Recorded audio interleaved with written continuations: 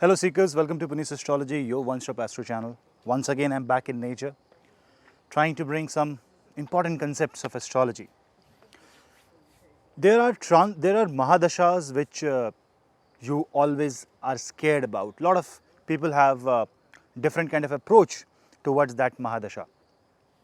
So one of such Mahadasha is Saturn Mahadasha, where people always have a doubt whether this Mahadasha is going to give them a positive result and a negative result.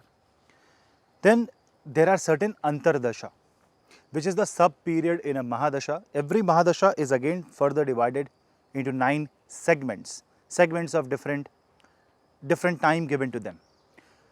And one of such segment belongs to Ketu, Saturn Mahadasha and Ketu Antardasha.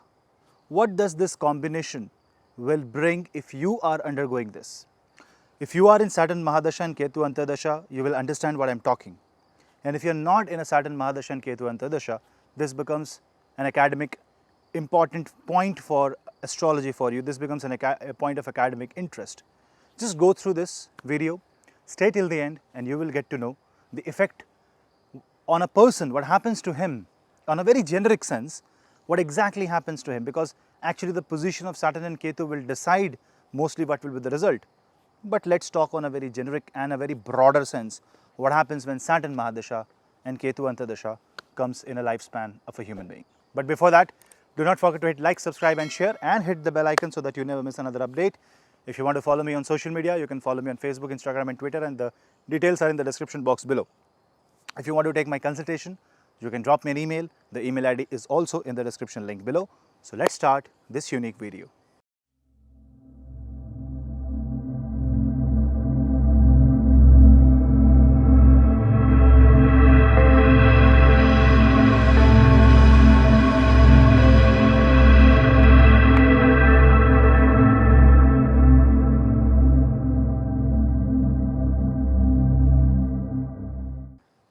Saturn Mahadasha, when it comes in the lifespan of a human being, brings the essence of karma, the essence of duty-bound approach to life. 19 years have been assigned to the Saturn Mahadasha, but 19 years of a lifespan cannot be all the same. Life changes in a minute. So definitely there has to be some other conditions in this case, some other parameters to this equation, which is the deciding factor on how the flavor of the Mahadasha will change. And one of the deciding factor is Antardasha. The Antardasha has to define the flavor, what that small period in the Mahadasha will behave like. Out of all the 9 Antardashas that a Mahadasha has, Saturn Mahadasha has one unique Antardasha, which is of the planet Ketu. Saturn is already a planet who makes you grill harder, work harder. He is the one who says, don't become selfish, go by the flow, judge the situation and work according to dharma. On the other hand, the person encounters Ketu Antardasha. Ketu is the planet of moksha. Ketu is the planet that defines sacrifice, liberation. Ketu makes a person go detached. It's Vairagya. It's the planet that makes you sannyasi, makes you leave everything behind. Ketu is said to be the planet which controls the past life karma. If Rahu is something that you have to do in this life, Ketu is something that you have already done in the past life. Now you have to actually move on. So when Saturn Mahadasha and Ketu Antardasha comes into picture, the person who is facing or undergoing this Mahadasha faces tremendous amount of resistance in his life. Lot of things are taken away from him.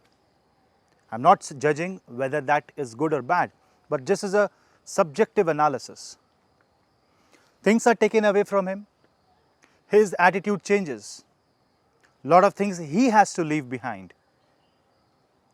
The nature of a person becomes streamlined. Also, Ketu is a headless planet, so the energy becomes scattered in this case. The person tries to go all around and tries to do things. He keeps on pushing his arms and legs. Few things are fulfilled, but most of the things do not execute properly or in time. Because the Ketu is a planet that says quit everything. So when karma and Ketu, which is Adhyatma, comes and fuses, suddenly there is a spiritual spark.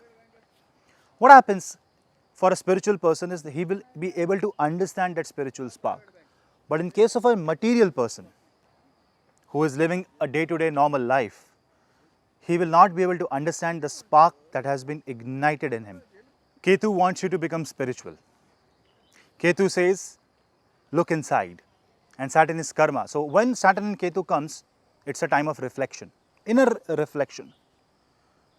The entire circumstance will become to reflect on your past, to reflect on what you have already done, to carry only the essential.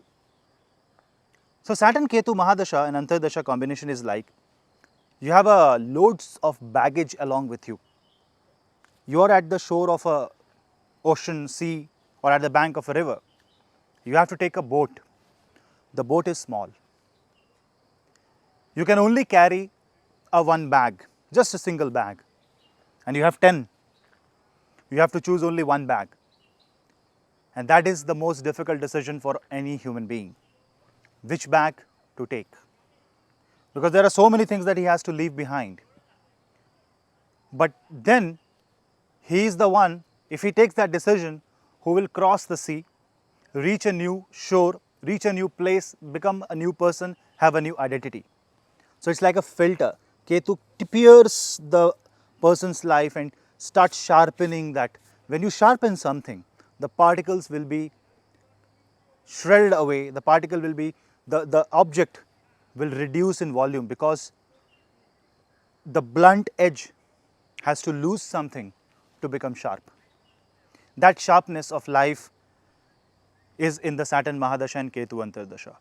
You must have seen, especially in India, that or in the movies you must have seen, how they have a grinding wheel and they sharpen the knife.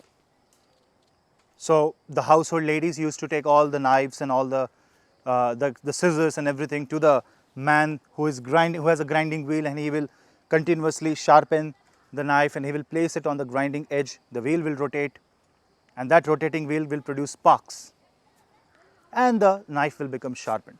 This is how the Saturn, which is the wheel of time, sharpens the life with the help of Ketu. Obviously there will be sparks. Heat will be generated.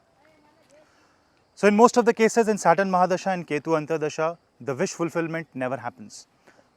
Unless your wish is about spirituality, unless your wish is selfless, you have a selfless wish, then that wish will be fulfilled in this time frame. This time frame is for spiritual growth.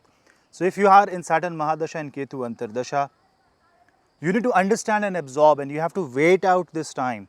This time is to sit down, look into the past, look out for your mistakes, rework on that, quit what you can, carry only the necessary to the next portion of the life, next half of the life. Ketu bisects the Mahadasha, bisects your life and divides it into multiple segments. Now, if Ketu is in 6th house, 8th house or 12th house, then this Mahadasha can create some sort of difficulty. This entire period can become difficult, things can really go bad. Please comment on the comment section if you are going through this. And if Ketu, this is a unique placement, let me tell you, if Ketu is in the 11th house, that is the most unique placement, because then the karma fall doesn't exist. That means Saturn and Ketu will make you work, but there is no output. Because when you sit and meditate, you are looking inside. You are constantly meditating, but you may not get anything out of it. It's like walking a path. You are simply walking. You are not reaching anywhere. But if you stop walking, you are no way near to your destination. So you have to keep walking. So Saturn and Ketu Mahadasha says, quit everything. Just focus on karma. Just focus on the process and forget everything. If you take tension in this Mahadasha and Antardasha, it won't work. For some people, this Mahadasha combination, Antardasha combination works beautifully. They get everything that they deserve. And this is because of the past life karma. This is because of their own past life deeds and the blessings of Pitra, forefathers. Because when they bless, Saturn and Ketu gives the boon. It turns the life, it turns the wheel of life, and it makes the life useful. So the best way that you can remedify or can bring peace in your mind in the Saturn Mahadasha and Ketu Antardasha is by praying to Lord Shiva. Chant Mahamrityunjay mantra or simply be in nature. Enjoy your own company and be ready to change and shed off the skin from your manas and be ready to meet your true self. Thank you guys for watching this video. I hope you like this video. Do comment your experience if you are in the Saturn Mahadasha and Ketu Antardasha in the comment section below so that everybody can understand exactly what this Antardasha can bring. The exact result will depend upon the planetary position of the individual because this is a more blanket approach, more academic approach. I hope you like this video, and if you like, do not forget to hit like, subscribe and share and hit the bell icon so that you never miss another update. This is your host Puneet, meeting you in the next video. Till then, namaste.